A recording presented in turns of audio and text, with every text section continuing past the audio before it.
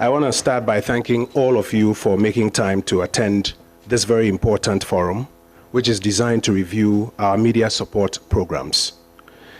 In 2018, when I was assigned to provide leadership at the Ministry of Information, I tasked the Research and Policy Unit of the Ministry to provide data on the key issues that the public communication ecosystem was facing.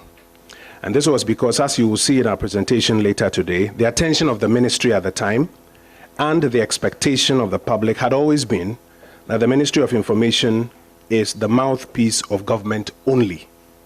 Yes, there are times when the Ministry of Information is required to be the mouthpiece of government, though our core job is mainly to provide support to other MDAs so that they can communicate the substantive policies and programs that they execute. But our mandate as a ministry, however, goes beyond these.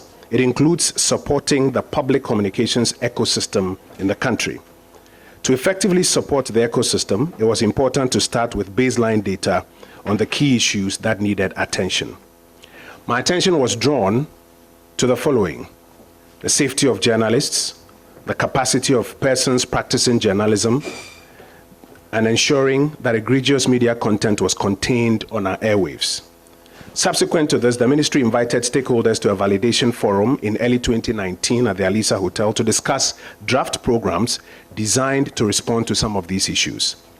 The feedback from the forum culminated in the final development of our media support programs, and they were designed and signed off in the first ever programs handbook of the ministry that was issued to staff in 2019. The media support programs comprised the coordinated mechanism on the safety of journalists, the media capacity enhancement program, and then the collaboration with stakeholders to contain egregious media content. Earlier this year, ladies and gentlemen, the ministry added two more things. One, campaigns to combat misinformation and disinformation, and two, industry support through global partnerships like IFPIM. This now makes 5 programs that today's Ministry of Information is executing in support of the Ghanaian media ecosystem. Ladies and gentlemen, it's been 3 years since we commenced our media support programs altogether, and a few salient questions are ripe for answers at this time. How well are our media support programs known by stakeholders, by the country, and by our partners? What has been the result of implementation so far? What are the successes, the failures, and the key challenges that these programs face, and how can we resolve them? How much support are we garnering for these programs from our stakeholders and our partners? And most importantly, how do we institutionalize these programs to outlive the current executive administration? It is to help us shape these programs and to answer these questions that we have invited you all here today. Our expectation is that your views, your input, and your feedback will be helpful as we prepare for the continuation of these programs in 2024. And we are doing this transparently so that even those beyond the walls of this auditorium can follow and contribute to our discussions. I encourage you all to contribute freely to the review with the objective of making our media support programs better and more sustainable. The public communications sector, which includes the media, is a major sector in our democratic and governance exercise.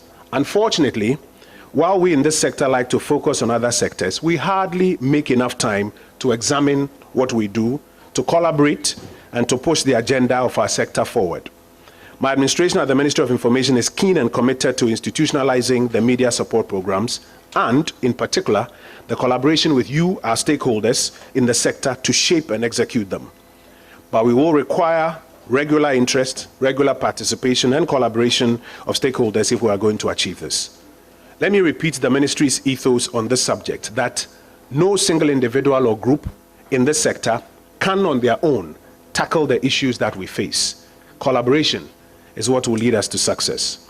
I look forward to your continued partnership in supporting this sector to overcome the challenges and to leapfrog in taking advantage of the opportunities that are available to us.